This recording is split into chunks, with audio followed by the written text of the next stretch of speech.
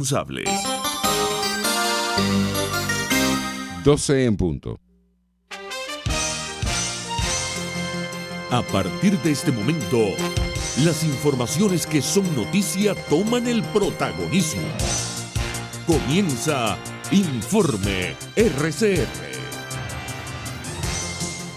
Muy buenas tardes, bienvenidos a esta emisión meridiana de Informe RCR que llega a ustedes a nombre de Jaime Nestares en la dirección general de la estación, de Wilitz Arcaya en la gerencia de producción, Marilia García está en la coordinación de redacción, en la producción Génesis Rodríguez y en la dirección técnica Gregorio González. Les saluda Argenis Barreto a nombre de todo el equipo. Comenzamos inmediatamente con las informaciones. El presidente de Haití, Jovenel Moïse, fue asesinado este miércoles por hombres armados que perpetraron un asalto a su residencia de madrugada en el barrio de Pelerín de Puerto Príncipe, informó el primer ministro interino Claude Joseph. En el asalto resultó herida de bala la primera dama Martine Moïse, que está recibiendo cuidados médicos, según un comunicado leído por Joseph en la radio. El ataque ocurrió en medio de una creciente ola de violencia políticamente vinculada a las denuncias de corrupción detrás del manejo de los recursos otorgados por Venezuela a través del programa Petrocaribe. Por su parte, el presidente interino y presidente de la Asamblea Nacional de 2015, Juan Guaidó, expresó su repudio contra el asesinato del mandatario de Haití, Jovenel Moïse. Somos solidarios con el pueblo de Haití y lo acompañamos en este difícil momento. No olvidamos el apoyo de Haití a nuestra causa democrática, escribió Guaidó en su cuenta en Twitter. En otras informaciones, el régimen de Nicolás Maduro no tiene razones para exigir celeridad al mecanismo COVAX, luego de retrasar el pago correspondiente para garantizar el ingreso de Venezuela y haber vetado el envío del biológico de AstraZeneca al país, uno de los fármacos disponibles en este Fondo Global de Acceso a Vacunas de la Organización Mundial de la Salud, según lo aseguró el presidente de la Academia Nacional de Medicina de Venezuela, Enrique López Loyo. Lo primero es que el acceso al mecanismo COVAX fue por muchos países en julio del año 2020. Comenzó a ser una especie de financiamiento para establecer parámetros de llegar a poder contar con las dosificaciones del 20% que requería cada país.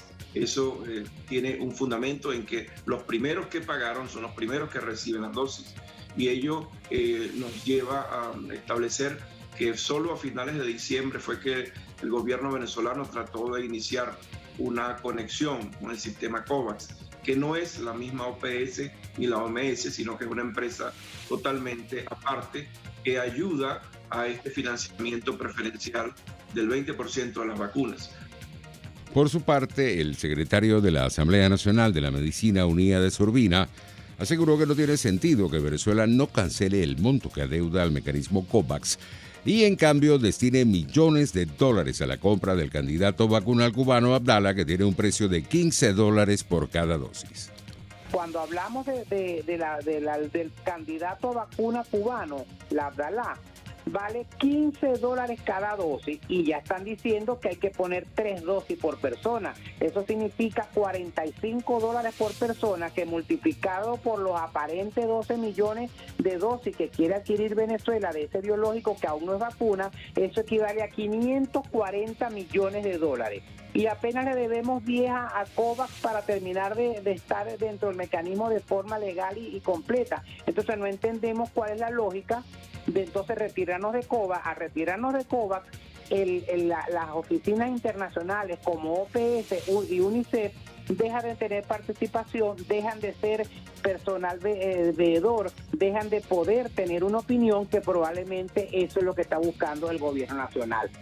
El doctor Urbina advirtió que en el caso de los ensayos clínicos con el biológico experimental cubano Abdala en niños y adolescentes venezolanos, es necesario el consentimiento respectivo de los padres. cuando se habla de experimentación o ensayos clínicos en niños, hay que ser mucho más cauteloso porque hay que recordar que los niños van cambiando su fisiología dependiendo la edad que tienen. Entonces son estudios mucho más específicos porque hay que evaluarlos a través de los años. Ni siquiera es que yo le puse biológico el prototipo ahorita y mañana lo examino. No, porque dependiendo de usted se lo pone a una edad de lactante, preescolar, escolar o preadolescente, la fisiología del organismo es distinto. Además, como tú bien dices, los niños no tienen la capacidad, la autonomía para decir quiero esto, quiero aquello, sobre todo cuando es tratamientos médicos. Ahí hay que depender del cuidador, de los padres o representantes para que ellos firmen el consentimiento y que están de acuerdo en que su hijo o su representado pertenezca a ese grupo de estudio. Por su parte, el diputado por el Estado Vargas de la Asamblea Nacional de 2015, José Manuel Olivares, aseguró este miércoles que no negoció con el régimen de Nicolás Maduro para regresar a Venezuela. El dirigente político, que se encontraba exiliado en Colombia desde hace 3 años, llegó al país en días recientes pese a la persecución política en su contra. Olivares dijo en una entrevista de radio que observó lo que está ocurriendo en la política en Venezuela y asumió el riesgo de regresar al país a luchar por los venezolanos y a ejercer la medicina como lo hacía en el Hospital Universitario de Caracas. El dirigente no descartó postularse como candidato a la gobernación de La Guaira a las elecciones regionales del mes de noviembre. En otras noticias tenemos que más de 1 millón de venezolanos se ha registrado para tramitar el Estatuto Temporal de Protección en Colombia hasta el mes de julio, según lo anunció el director de Migración, Juan Francisco Espinosa, quien aseguró que los datos recabados permitirán elaborar políticas sostenibles en el corto plazo para un proceso de regularización tan ambicioso. Primero, muestra un gran compromiso del pueblo venezolano de hacerse parte del estatuto, lo cual debemos celebrar. En segundo lugar, muestra que el Estado colombiano puede adaptarse a los desafíos en el corto plazo y generar mecanismos sostenibles para este proceso tan ambicioso. Y en tercer lugar, porque de esta forma tenemos una nación más grande y más segura. Entonces, en este momento, estamos arriba de 1.065.000 usuarios otorgados en el proceso de la primera fase de color amarillo. En otras informaciones, el presidente de la Federación Nacional de Hoteles de Venezuela, Alberto Vieira, indicó que la ocupación nacional se ubica en 10% y por esa razón se han visto en la necesidad de ajustar los precios. La ocupación promedio nacional está cerca del 10%, pero vemos un mayor porcentaje en ciudades como Caracas, en estados como Miranda, Bolívar, producto de las grandes actividades que allí se generan, económicas, ¿no? Gracias a su dinamismo.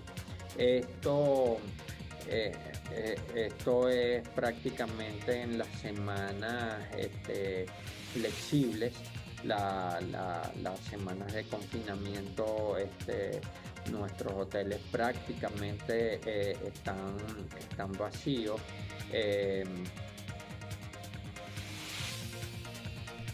En internacionales, el Centro Nacional de Huracanes informó que Elsa se degradó a tormenta tropical en la madrugada del miércoles, mientras avanzaba hacia la costa oeste de Florida, según el Centro Nacional de Huracanes.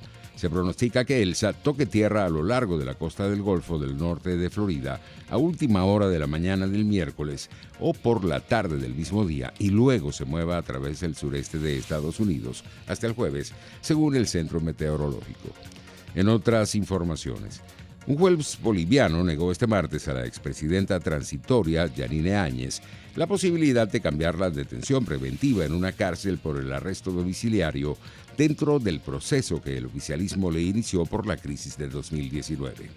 En una audiencia que se llevó a cabo de forma telemática durante más de 8 horas, el juez décimo de instrucción en lo penal, Armando Ceballos, decidió declarar infundada la solicitud de cesación a la detención preventiva formulada por la defensa de Áñez. El magistrado tomó la decisión al considerar que existen supuestos riesgos de fuga y que la exmandataria no padece de una enfermedad en estado terminal o que sea grave, entre otras consideraciones. En Perú, la candidata presidencial de Fuerza Popular, Keiko Fujimori, consideró el martes que el presidente interino, Francisco Sagasti, se equivocó al indicar que los deportistas deben saber perder con gracia y ganar con humildad, puesto que el partido ha terminado, en referencia a las elecciones generales de 2021, y consideró que aún no existe un ganador del proceso. Se equivoca cuando dice que el partido ya ha terminado. No, señor presidente. El partido no ha terminado y todavía no hay un ganador. Estamos a la espera de ese resultado. Los peruanos y también la comunidad internacional. No entiendo su desesperación de por qué querer apurar las cosas cuando el Jurado Nacional de Elecciones está analizando los pedidos de nulidad. En España, la Comunidad de Madrid no registró ayer martes ningún fallecimiento por COVID, según lo anunció el viceconsejero de Salud Pública y Plan COVID-19, Antonio Zapatero, algo que no ocurría desde el 28 de julio del año pasado. Hoy tenemos una buena noticia. En los datos asistenciales de la Comunidad de Madrid de ayer, día 6, no hubo ningún fallecido. Seguimos. Nos queda poco. Seamos prudentes para controlar esta fase de crecimiento, escribió el viceconsejero en su cuenta de Twitter. Por su parte, el portavoz de la Comunidad de Madrid, Enrique Osorio, aclaró este miércoles que son suficientes las restricciones que se han establecido para hacer frente a la pandemia y por el momento no habrá modificaciones. Así que en estos momentos la Comunidad de Madrid ya tenemos muchas restricciones de horarios, en el ocio nocturno, en restricciones de aforo en el comercio, en los restaurantes. Es decir, podríamos repasarlas ahora. Tenemos un montón de restricciones a la actividad. Pensamos que en estos momentos es suficiente. No obstante, como siempre, estaremos atentos a lo que nos dictaminen las autoridades sanitarias. Entre tanto, el número de muertos por la pandemia de COVID-19 acaba de superar la barrera de los 4 millones, anunció hoy el director general de la Organización Mundial de la Salud, Tedros Adhanom Ghebreyesus, quien reiteró su preocupación por el aumento de contagios en numerosas regiones del planeta. Esta cifra, matizó en rueda de prensa, seguramente es una estimación menor al número real de muertos en una pandemia que se encuentra en un momento peligroso, en palabras del experto etíope. Por su parte, Estados Unidos, Europa se mostraron este martes preocupados por la decisión de Irán de aumentar su enriquecimiento de uranio, socavando aún más los esfuerzos para salvar el acuerdo nuclear de 2015. El Organismo Internacional de la Energía Atómica dijo que Irán tiene la intención de producir uranio metal con una tasa de enriquecimiento del 20%. Según la agencia iraní IRNA, el representante de Teherán ante dicha entidad de la Organización de Naciones Unidas, Qasem Gharibabadi, confirmó que las operaciones han comenzado y aseguró que el objetivo es mejorar la producción de productos farmacéuticos. En materia económica, la Comisión Europea revisó al alza este miércoles sus previsiones de crecimiento económico para el bloque comunitario y la eurozona durante 2021 y pronosticó que el Producto Interior Bruto de ambas partes avanzará un 4,8%. Bruselas también mejoró sus estimaciones para 2022, año en el que espera que el Producto Interno Bruto aumente un 4,5% tanto en los 19 países que comparten la moneda única como en los 27. Los precios internacionales del petróleo subían levemente en horas del mediodía. El WTI de referencia en Estados Unidos se ubicaba en $73.40 el barril, mientras el Brent de referencia en Europa se cotizaba en $74.56. En materia deportiva tenemos que el defensa español Sergio Ramos se encuentra este miércoles en el Hospital Americano de Neuilly, a las afueras de París, pasando el reconocimiento médico previo a su perceptivo fichaje por el Paris Saint-Germain. Según informa el diario Le Parisien, el ex capitán del Real Madrid de 35 años aterrizó esta mañana en el aeropuerto de Le Bourget, donde fue recibido por la plana mayor del PSG, desde donde ha puesto rumbo al centro médico. Así estamos llegando al final de esta emisión meridiana. Los esperamos para nuestra emisión vespertina. Hasta entonces.